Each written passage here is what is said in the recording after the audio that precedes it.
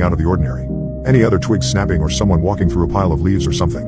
After 15 minutes or so, satisfied I hadn't heard anything out of the ordinary, I finally drifted off to sleep. When you sleep outside, you wake up when the sun comes up. For me, that was around 6:30 in the morning and I was not exactly pleased.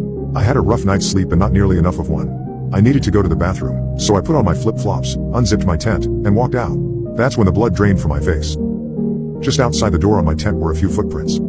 They were hard to see because most of my yard is grass, but in the dirt from my freshly dug fire pit, I saw two as clear as day. They weren't mine, they were huge.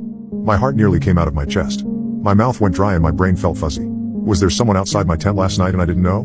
Did I almost die because I was too afraid to check it out? I felt my legs start to wobble a bit, but I caught myself. I sprinted towards my back door, careful not to look behind me. I whipped open the door and was surprised to be greeted with the smell of bacon. My parents were already up and cooking breakfast. They turned to welcome me, but when they saw my chalk white face, they paused. "You okay, honey?" my mom asked. Yeah. I'm fine," I lied. "You don't look fine," my dad added. "Rough night's sleep is all. I think the neighborhood dogs were excited by the moon or something." "Okay," my mom said, not believing a word I said. "We made some breakfast to surprise you, but you came bursting in here." "Oh, yeah, I have to go to the bathroom," I said and walked out of the room. I went into the bathroom and splashed water in my face and took several deep breaths. I was fine, nothing happened. I needed to keep my cool or my parents would never let me do anything like this again. I told myself I was being dumb and nothing happened. I almost believed it myself. When I sat down to eat my food, my dad looked over at me and smirked. "What? You were a loud snorer," he said with a chuckle. "You heard me from out there," I said, shoveling eggs into my face.